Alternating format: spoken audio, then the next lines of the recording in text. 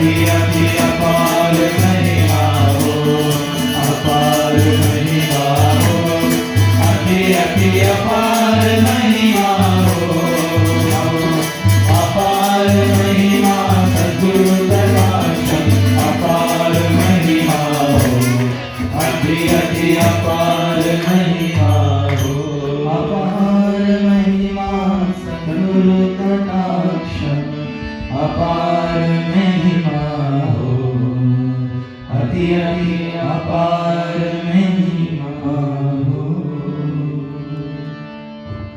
एक सच्ची घटना, हालांकि सब बहुत सच्ची घटना है,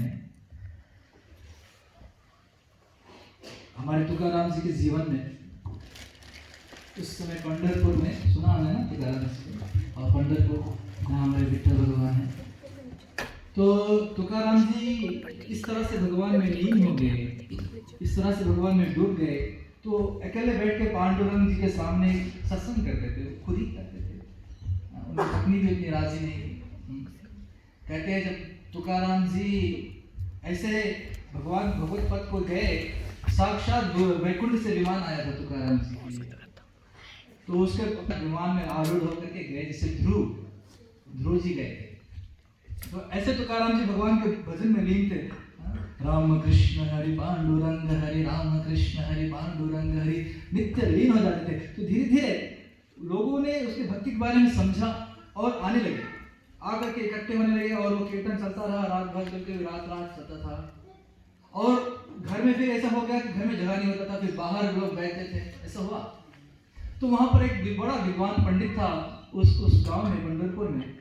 तो उसने देखा कि तुकाराम जी की ख्याति इतना बढ़ रहा है और इसने कुछ अपना कुछ प्रचार नहीं किया, तो सिर्फ पांडुरंग जी की कीर्तन कर रहे थे। तो थोड़ा ईर्ष्या हुआ, लेकिन उसको लगा कि इसमें क्या है, कोई सीक्रेट तो होगा, कोई इसको पास जड़ी बूटी तो होगी कि ये इतना ऐसा कुछ कर रहा है, लोगों को प्रभाव डाल रहा है। तो उसने कहा आज मैं इनके सत्संग में जाऊंगा। वैसे सत्संग में कभी नहीं गए सुनने के लिए, लेकिन उसको सीक्रेट हासिल करना था, तो आज सत्संग में गए, और सत्संग में आज जम करके कीर्तन हुआ। क्या हुआ? राम कृष्ण हरि पांडुरंग हरि, राम कृष्ण हरि पांडुरंग हरि, राम कृष्ण हरि पांडुरंग हरि, राम कृष्ण हरि पांडुरंग हरि, राम कृष्ण हरि पांडुरंग हरि, राम कृष्ण हरि पांडुरंग हरि, राम कृष्ण हरि पांडुरंग हरि, राम कृष्ण हरि पांडुरंग हरि, हरे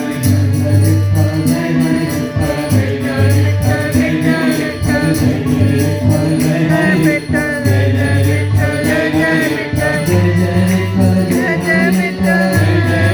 हरे जय हरे जय हरे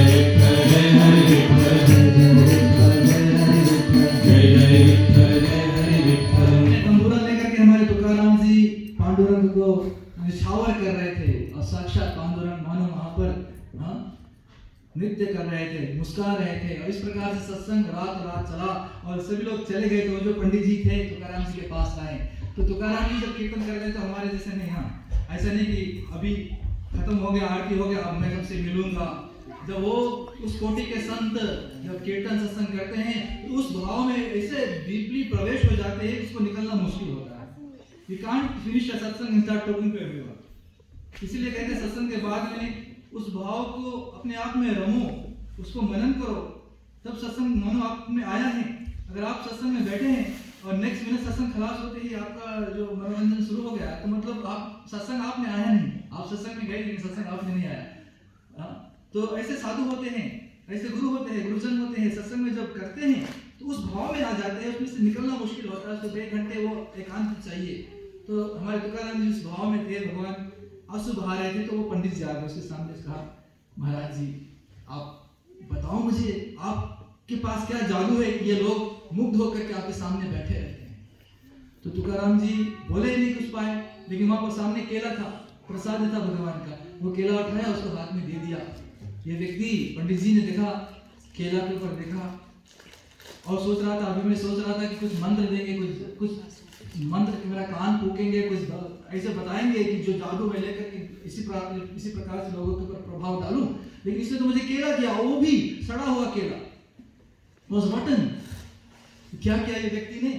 ऐसे ही हॉल था, बाहर गए, वहां पर जिसे हम खाना खाते हैं ना तो बिन होता है, उसी बिन में तुकाराम जी का दिया हुआ केला को छोड़ दिया। हाँ, वही बिन में बनाना ही गॉड उसको जाकर के बिन में छोड़ दिया कि what an insult to me. और वहां पर जब इसने बिन में छोड़ा तो जैसे, अरे भारत की बात को छोड़ो, सिडनी में अगर सिटी में चले जाओ आप देखेंगे सुबह सुबह लोग बिन में से खाना निकालते थे खाने कहीं भी। उसी प्रकार से एक स्कैवेंजर था, भिखारी था, तो उसका काम था कि रात को आकर के उसी बिन में से कुछ भोजन खोजे। तो वो बिन में ढूंढ रहा था, उसको वही केला मिला, और उसको तो केला मिला तो बहुत बढ़िया वस्तु मिला। उसने केला को पील किया और खाया। मानिएगा उसका जो हालत हुआ वहां पर उस केला को खा करके तुरंत उसको जो जो होता है सिम्टम्स ऑफ डिवोशन, कहते हैं हरिपुलेशन होने लगा, उसको हरी हरी हरी हरी मुख से नाम जपने लगा, उसके आंखों में से आंसू बहने लगा, उसके कंठ अवरुद्ध हो गया। ये सब विकार कहते हैं, भक्ति का लक्षण होने लगा। और उसने एक कीर्तन गाया। क्या कीर्तन गाता है? ये जो भिखारी था, स्कैवेंजर था, इसने तुकाराम जी का जो एक व्यक्ति का बिगा हुआ केला को खाया, उसको पता नहीं था कि तुकाराम जी ने दिया था। वो गाता है, गुरु ध्याई गुरु परते साधन नाहि। ये मराठी में है, अभंग है। गुरु परते साधन नाहि, गुरु ध्याई। आप तो समझ रहे हैं ना? हे मनुष्य, गुरु का ध्यान करो, गुरु का ध्यान करो। गुरु से बढ़कर किसी का ध्यान नहीं है, गुरु से बढ़कर कोई और साधन नहीं है। ये वही गा रहा है जो अभी भी सब गार्बेज में खाना खोज रहा था, छोटे से प्रसाद पा करके, और गाता है, केले सद्गुरु पूजाना हेचि माझे अनुष्ठान, हेचि माझे अनुष्ठान, गुरु सेवाचा संकल्पा, हेचि माझे पूर्ण तपा। कहते हैं केले सद्गुरु पूजना, एकमात्र सद्गुरु का पूजा करना, हेचि माझे अनुष्ठान, यही मेरा अनुष्ठान है। मुझे किसी और का अनुष्ठान नहीं करना, मेरे सद्गुरु का अनुष्ठान करना है। हेचि माझे अनुष्ठान, गुरु सेवा चा संकल्प। मैं आज से संकल्प लेता हूँ, मेरा कहते हैं हेचि माझे पूर्ण तप। अगर मैं कुछ तप करूंगा वो मेरा तप होगा गुरु की सेवा, गुरु की आराधना, गुरु के शब्द पर चलना, गुरु की सेवा। हेचि माझे पूर्ण तप, सबसे बड़ा तप यहाँ पर कहा गया है कि गुरु के शब्द पर चलना कह रहा है। और उसका नाम था सांके वर्मा, और गाता है अंतिम पद में, शांतिश्वर सांके वर्मा, गुरु तोची पर ब्रह्मा, गुरु तोची पर ब्रह्मा, गुरु ध्याई गुरु परते साधन नाहि, गुरु परते साधन नाहि।